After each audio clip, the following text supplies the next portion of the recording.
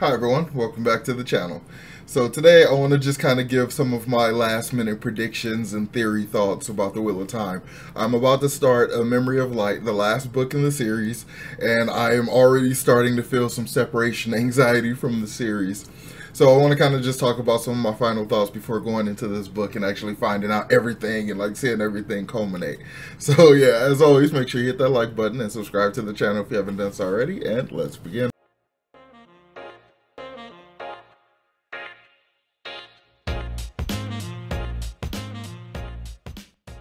So, alright, before we start talking about stuff that I'm gonna, I'm guessing and speculating about the last book, let me talk about a couple things that I forgot to talk about in my Towers of Midnight review. So, in that book, at the conclusion of Perrin's arc, when he's like done dealing with Slayer and stuff, he just by instinct and kind of accidentally ends up making one of the first power wrought weapons, since the Age of Heroes, or time, the good old days, basically, since, way back when. So that scene, though, I thought that scene was really cool, but to me, the way it led up to it and the way it kind of happened, it just felt kind of aimless to me. It didn't feel like, because it was like in the situation where Perrin was just being very contemplative. God, I can't speak to that. Like, he's just been very contemplative and stuff and thinking about the whole situation. It's basically the moment when he realized that, they're in a trap situation. It was like a snare. So he just had like so many thoughts and feelings and stuff, thinking about, being the leader to all these people and stuff, and what does all that mean. So it makes sense, because all of those thoughts and feelings and emotions and like all of that sentiment stuff went into the weapon, but it didn't feel like the moment something like that would happen. I don't know. I feel like something like that would have happened more consciously.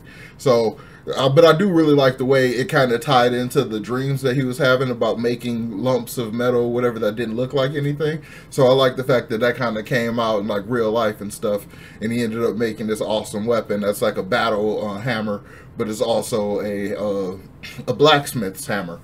So it's a deadly ass weapon, actually. So it's just really, really cool. And I can't pronounce it at all. I look at the word and just my brain just goes Mjolnir. Okay, Mjolnir. We're just gonna call it Mjolnir. It's Perrin's Mjolnir. So I'm like, I can't wait to see him actually using stuff. He has the balance, but like he has his weapon, so he's going to be badass and hopefully do something.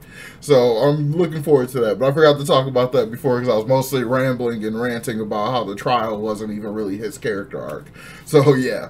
And another thing I wanted to talk about Nynaeve, because she's also definitely up there as my favorite now. She's at least first or second. I don't know. I'm going to probably do a character ranking video after I finish the 14th book, and probably do some more painting so we can talk about where the characters are at the end of everything. So yeah, there's a lot of Wheel of Time content still to come after I finish the series.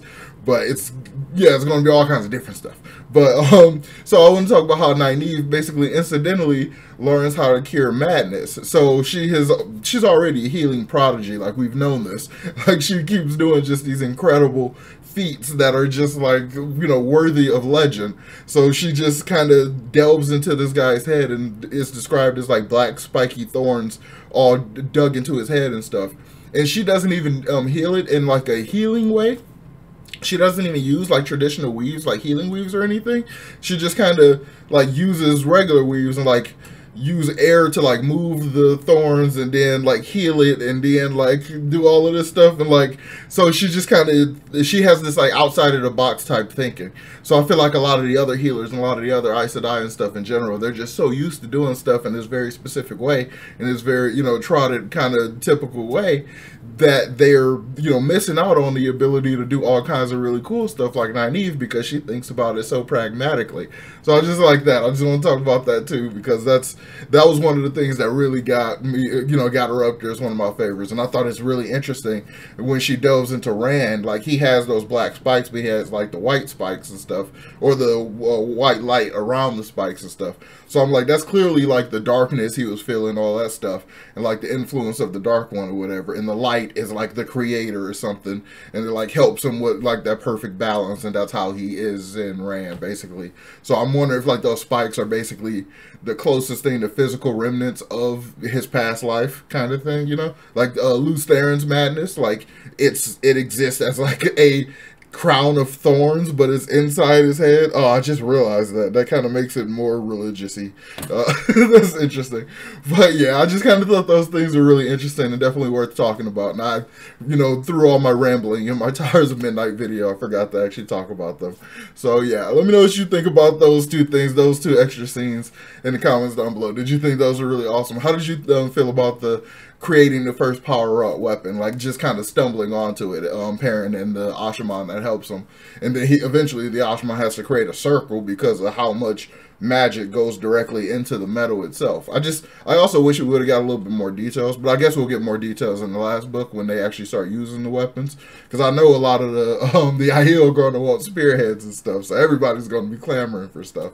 But yeah, so for the last book, I'm wondering, so my first thing that I've been thinking about is this whole thing around Moraine coming back to life, or, having proven to not have been dead at all. So I thought Moraine was going to be like our death, like of our main group of people, like, because this series clearly seems to be, at least to me, is setting up for a very happy, sunny, happy-go-lucky type ending. Like, it is, at least as far as my understanding of the Wheel of Time at this point, it's like this is the end of an age. And after the final battle, we're basically going to enter another age of legends or whatever, where everything was basically world peace and everything. So it's going to be like a really good time. And then they're going to get really arrogant again about the power and stuff, and then probably cause another bore, and then infect the one power and cause the taint to happen again. And, just do all of this all over again. So I'm thinking the next step is, great peace or whatever. But that stuff that Aviendha saw at Ruidion has me really confused. So that kind of thing, I'm like, okay, maybe that's, meaning we got another type of age that'll be later before we start to kind of redo this whole cycle thing. So I'm wondering if, see, I don't know, because it's also Brandon. I feel like Robert would have killed off some of his mains, or killed at least one of his main characters permanently. But I don't know if Brandon would have done that, especially if it's a change that he's not sure that Robert would have wanted to happen. So I don't really suspect Brandon of being willing to kill anyone. But my thought was that it would be a really impactful way for the final book for one of our mains to die. At least one of the main 5 or 6. I mean, like, Lan seems like he's pretty much definitely going to die. But he's kind of been a tertiary character for a very, very long time, and like hasn't really, maybe he'll live up to all the cool stuff that's like kind of expected of him in the last battle, but it wouldn't be that big of a deal if he died. So I'm not really expecting that. So in my head, I'm thinking, because, well, obviously Rand might die because, he's basically Jesus. So like Rand might die. But I'm pretty sure Matt's not going to die because he haven't already technically died and stuff, so that's not going to happen. I don't think Elaine's going to die. She's pregnant, so that's kind of like Teflon anyway. Like, Egwene's not going to die. She's Amerlin and went through all that stuff she did. Nynaeve has to, like, change the world of healing, so I doubt she's going to die. So, and her tragedy might be losing land, so I don't really see her as being in danger. So I'm feeling like, honestly, of all the people that we started the story with, I think it's going to be Perrin, because, like I said before, Perrin is like the only one to get out of this still being pretty. Like, has, all his limbs and no scars and like all this stuff. He just gets really cool eyes. So I'm like, it will be a really, really horribly tragic end to his character arc to like kill him after he basically just comes into his own and like figures out who he is and everything.